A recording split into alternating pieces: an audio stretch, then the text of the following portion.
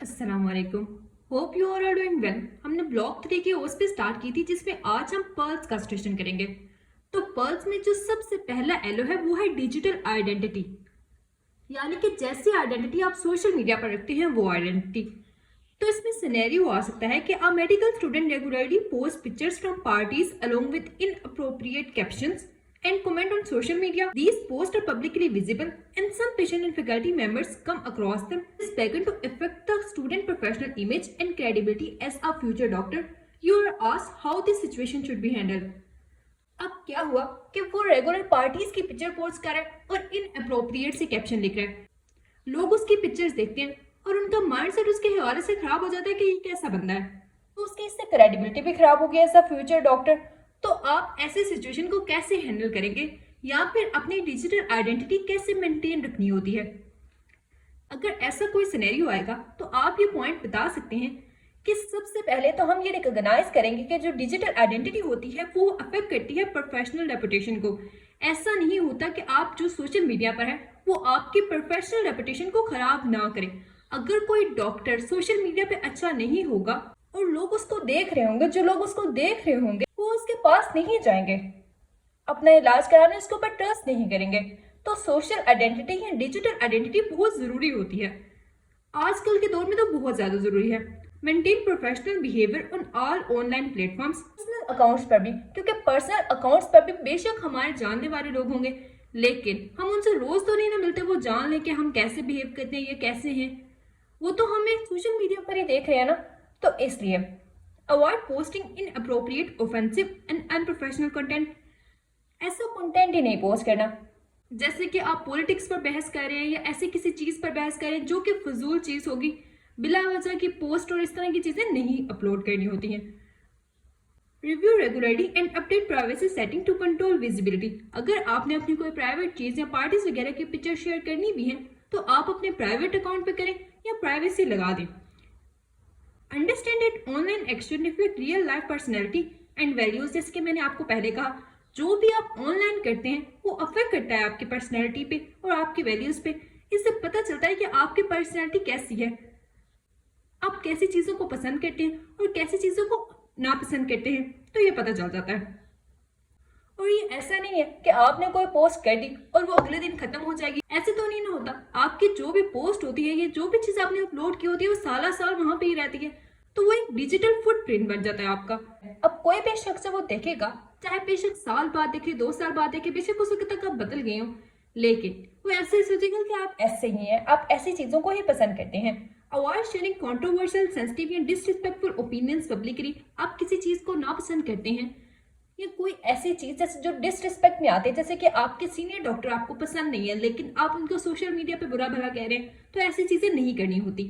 Follow institutional and ethical guidance. जहाँ पे आप काम करते हैं या जहाँ आप पढ़ते हैं उसके रूल्स को आपने फॉलो करना होता है। क्रिटिकली थिंक करना होता है बिफोर पोस्टिंग, यानी कि कुछ भी पोस्ट कर दिया उठा के सोचे बगैर। Ensure consistency between personal conduct and professional expectations. तो ये होगा, अगर डिजिटल आइडेंटिटी का कोई आपके पास सिनेरियो आएगा, सिनेरियो चेंज हो सकता है लेकिन आपने पॉइंट्स यही बताने होंगे कि हम अपनी डिजिटल आइडेंटिटी को कैसे मेंटेन रख सकते हैं। फिर नेक्स्ट एलो है जस्टिस एंड रिसोर्स एलोकेशन। तो इसमें सिनेरियो आ सकता है, ये हमारा 3rd ईयर में भी आया था। In ICU setting, two critically ill patient arrive at the same time, both require ventilator support, however only one ventilator is available. The healthcare team must decide which patient should receive the resource. You are asked how to approach this ethically. अब 2 patient आ गए हैं, दोनों को ventilator की जरूरत है लेकिन ventilator एक अवेलेबल है, तो आप ऐसे सिचुएशन को कैसे हैंडल करेंगे। तो यहाँ पे जो प्रिंसिपल लगता है उसको कहते हैं जस्टिस, यानी कि इंसाफ करेंगे to ensure fair distribution of limited sources.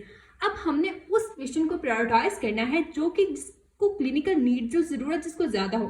जैसे कि एक पर्सन है जिसका रोड साइड एक्सीडेंट हुआ है और एक पर्सन है जिसको जरा सा छुरी से कट लग गया है, तो आप किस पेशेंट को प्रायोरिटाइज करेंगे? वो जिसका रोड ट्रैफिक एक्सीडेंट हुआ है। सिवियरिटी के ऊपर, प्रोग्नोसिस के ऊपर। प्रोग्नोसिस होता है कि कौन ठीक हो सकता है। एक बहुत ज्यादा क्रिटिकली इल पेशेंट है, जैसे कि कोई पर्सन है अपनी लास्ट स्टेज ऑफ कैंसर पे है, अब पता ही है कि उसने मर जाना है, लेकिन एक दूसरा पेशेंट है जिसके ज्यादा चांसेस है रिकवरी के, तो हम उस पेशेंट को चूज करेंगे, उस पेशेंट को प्रायोरिटाइज करेंगे जिसके ज्यादा चांसेस हो।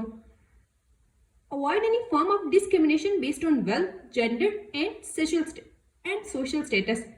ये नहीं कि कोई अमीर पर्सन आ गया तो आप उसका इलाज सही तरह से कर देंगे या उसको प्रायोरिटाइज करेंगे, तो ऐसा नहीं करना होता। सोशल स्टेटस के बेस के ऊपर ऐसा नहीं करना होता। Use objective clinical criteria for decision making. जैसे कि पहले बात हुई कि क्लिनिकल नीड, सिवियरिटी और प्रोग्नोसिस के ऊपर डिपेंड करेगा। Strictly follow the institution protocols and trials guidelines. Trials guidelines में ये होता है जैसे कि कोई एक्सीडेंट हो गया या कुछ ऐसा हो गया जिसमें बहुत ज्यादा लोग इन्वॉल्व थे या बहुत ज्यादा पेशेंट आ रहे हैं, जैसे कहीं पे बिल्डिंग गिर गई या कहीं पे बिल्डिंग में आग लग गई, तो ऐसा होगा ना कि बहुत ज्यादा पेशेंट आ जाएंगे, तो उसमें हम ट्रायल्स गाइडलाइन को फॉलो करते हैं। यानी कि जो बहुत ज्यादा इल पेशेंट होते हैं, सिवियरली इल पेशेंट होते हैं, जिनको फौरन से जरूरत होती है, उनको सेपरेट कर लेते हैं।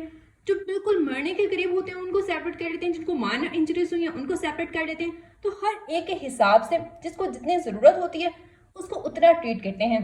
यहाँ पे इक्वेलिटी का कंसेप्ट नहीं लगता कि हर पेशेंट को इक्वली ट्रीट करना है, यहाँ पे इक्विटी का लगता है कि किस पेशेंट को ज्यादा जरूरत है। Involve senior clinicians and multi disciplinary team, transparency maintain रखनी है डिसीजन मेकिंग करते हुए। अब होता ये है कि डॉक्टर्स खुद से डिसीजन ले लेते हैं कि ये वाला इलाज करना है मरीज का, और मरीज को पता ही नहीं होता कि मेरे साथ होने क्या वाला है। तो ऐसा नहीं करना होता, ट्रांसपेरेंसी मेंटेन रखनी होती है। जो भी आपका डिसीजन होगा वो आपने पेशेंट को इन्वॉल्व करना है उसमें, पेशेंट की फैमिली को इन्वॉल्व करना होता है उसमें, और हर चीज को क्लियरली डॉक्यूमेंट करना होता है ताकि आप किसी चीज को मिस ना कर दें। और अगर कुछ मसला बनता भी है तो आपके पास डॉक्यूमेंटेशन होनी चाहिए, आपका रिकॉर्ड क्लियर होना चाहिए। Communicate honestly with patient families, ensure that decision reflect ethical responsibility and fairness. ये आपने इंश्योर करना होता है कि आपने जो डिसीजन लिया है, जिस पेशेंट को आपने प्रायोरिटाइज किया है, ऐसा ना हो कि आप कह तो ये रहे हो कि क्लिनिकल नीड, सिवियरिटी, प्रोग्नोसिस के ऊपर डिपेंड कर रहा है, लेकिन उसमें आपका कोई पर्सनल फायदा हो या आपका कोई रिश्तेदार वगैरह हो, आप उसको प्रायोरिटाइज करें, तो ऐसा नहीं करना होता। तो अगर कोई ऐसा सिनेरियो आएगा आपके ऊपर तो आपने बता देना है यहाँ कौन सा प्रिंसिपल लगेगा जस्टिस का, और कैसे प्रायोरिटाइज करेंगे पेशेंट को क्लिनिकल नीड, सिवियरिटी और प्रोग्नोसिस के ऊपर। ये पॉइंट लाजमी बताने हैं। फिर नेक्स्ट आ जाते हैं फीडबैक वाले। A first year medical student performed poorly in the OSP and want to improve in the upcoming exams. The student approached a teacher to ask for feedback regarding weakness and areas of improvement. You are asked how the student should properly seek feedback. कैसे feedback लेना चाहिए? आपने poor performance दी, अब अपने teacher के पास गए और उससे चाहते हैं कि आप अपने टीचर से चाहते हैं कि वो आपको फीडबैक दे, तो आप कैसे अप्रोच करेंगे? अप्रोच करेंगे टीचर को रिस्पेक्टफुल प्रोफेशनल मैनर के अंदर, ठीक टाइम पे करेंगे, जैसे कि कॉलेज वगैरह का टाइम होता है। ये नहीं कि आप रात 12 बजे उनको मैसेज कर रहे हैं, ऐसे नहीं करना होता। स्पेसिफिक और फोकस क्वेश्चंस पूछने हैं। आपने पहले ये सोच लेना है कि आपने क्या क्वेश्चंस पूछने हैं। Openness and willingness to accept the criticism. अब ऐसा तो नहीं होगा कि आपने एग्जाम में अच्छा परफॉर्म नहीं किया वो आपकी तारीफें करेंगे, ऐसा तो नहीं होगा। क्रिटिसाइज करेंगे वो आपको, तो आपने ओपननेस और विलिंगनेस शो करनी है। जो भी वो बात कहेंगे वो आपने अच्छे से सुननी होगी, एक्टिव लिसनिंग करनी होगी, इंटरप्ट नहीं करना। अगर आपको कोई बात समझ नहीं आ रही तो आपने अनक्लियर और कंफ्यूजिंग पॉइंट्स को क्लैरिफाई करना होगा। आइडेंटिफाई करना होगा स्पेसिफिक एरियाज ऑफ वीकनेस। जैसे कि आपको टीचर बताया कि आप लेक्चर ठीक तरह से सुनते नहीं थे या आप कॉलेज में रेगुलर नहीं थे, इस वजह से आपका रिजल्ट खराब हुआ है, तो वो आपने आइडेंटिफाई करना और दोबारा से वो उस मिस्टेक रिपीट नहीं करनी। फिर उसके बाद डिवेलप करना है स्ट्रक्चर एक्शन प्लान। ये नहीं हो कि आपने सुन लिया और बस एक कान से सुना और दूसरे कान से निकाल दिया, ऐसे नहीं करना होगा। आपने उसके ऊपर एक्शन प्लान करना होगा कि आप अब आगे क्या करेंगे। जिससे कि खुदा न खास्ता अगर आपके फर्स्ट ईयर में सप्ली आ जाती है तो आपका आगे एक्शन प्लान क्या होगा। ये तो नहीं होगा कि आप रोते धोते रहेंगे, ऐसे तो नहीं होगा, आपको दोबारा कोशिश करनी होगी। Express gratitude to the mentor for guidance, apply feedback consistency in the future practice और एग्जाम्स। तो ये सारे पॉइंट, अगर आपके पास ऐसा कोई सिनेरियो आ जाता है तो आपने ये सारे पॉइंट लाजमी बता देने हैं। फिर नेक्स्ट आ जाता है role modelling and mentoring. During a mentoring session, a senior doctor discusses your strength and weakness and guide how to improve your clinical and professional skills. You are asked how to make the best use of this mentoring opportunity. ये भी same वही कि आपका mentoring का session चल रहा है और डॉक्टर जो होगा, जो आपका सीनियर डॉक्टर है, जो आपके टीचर है, उन्होंने आपकी स्ट्रेंथ और वीकनेस बताई हैं। अब आप इसको कैसे लेंगे? तो सबसे पहला पॉइंट तो ये होगा कि आप एक्टिवली इंगेज करेंगे मेंटोरिंग सेशन में, फुल अटेंशन शो करेंगे। ये नहीं कि आप इधर उधर देख रहे हैं, आपका अटेंशन ही नहीं है लेक्चर की तरफ, टीचर को बोले जा रहा है और आप सुन ही नहीं रहे, ऐसे नहीं करना होता। अपनी स्ट्रेंथ और वीकनेस को आइडेंटिफाई करना होता है कि आप किस जगह पर अच्छे हैं और क्या अच्छा नहीं कर रहे हैं। तो वो हो गया accept mentors feedback positive manner के अंदर। ये नहीं कि टीचर जो है वो है ही ऐसा बुरा है, ये बुरी बातें करता है, ये अच्छा सोचता ही नहीं है, ऐसे वाली बातें नहीं करनी है, आपने ऐसे सोचना ही नहीं है। आपने फीडबैक को पॉजिटिव मैनर के अंदर लेना है। Discuss specific areas needing improvement, realistic और अचीवेबल प्रोफेशनल गोल्स बनाने हैं। ये ना हो कि आप कहें कि कल के कल ही मैं 5 चैप्टर कर लूंगा, पर अगर पढ़ाई के लिहाज से होगा या कल के कल ही मैं ठीक हो जाऊंगा, ऐसा नहीं होता। आपको पूरा एक स्केड्यूल बनाना होता है और फिर उसके हिसाब से चलना होता है। एक दिन के अंदर अंदर कुछ भी इम्प्रूव नहीं होता। क्लियर एक्शन प्लान बनाना है, जैसे कि पहले हमने देखा था। ओपन और रिस्पेक्टफुल कम्युनिकेशन करनी है। जो भी आपके अनक्लियर पॉइंट्स होंगे, जो आपको टीचर की बात समझ नहीं आई होगी, आपने उनसे पूछ लेना है कि मैम आपने ऐसे क्यों बोलेंगे, सर आपने ऐसे क्यों बोला। अगर आपको कुछ लगता हो कि आप में ये वाली वीकनेस नहीं है तो आपने पूछ लेना है कि वो किस वजह से बोल रहे हैं। Regular reflect on your progress and development. Mentor advice को अप्लाई करना है क्लिनिकल और एकेडमिक प्रैक्टिस के अंदर। ये नहीं कि एक कान से सुन के दूसरे कान से निकाल दें। लॉन्ग टर्म प्रोफेशनल ग्रोथ और एक्सीलेंस के ऊपर वर्क करना है।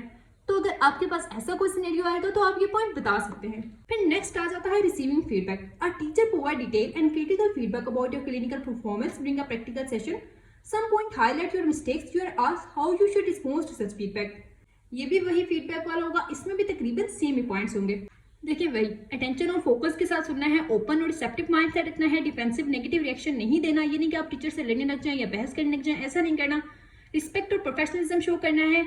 जो ये बोल्ड हुआ है ना पॉइंट, आप बेशक सिर्फ यही कर दें तो भी आप वहां पे कुछ ना कुछ बता सकेंगे। Clarify misunderstanding, performance gap identify करना है, specific areas of improvement, action plan करना होगा।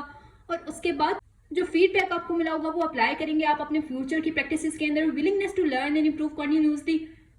ये ना हो कि आप चाहते ही ना हो कि आप इंप्रूव करें। तो ये पॉइंट हो गए। अगर ऐसा कोई सिनेरियो आ गया तो आप ये पॉइंट बता सकते हैं।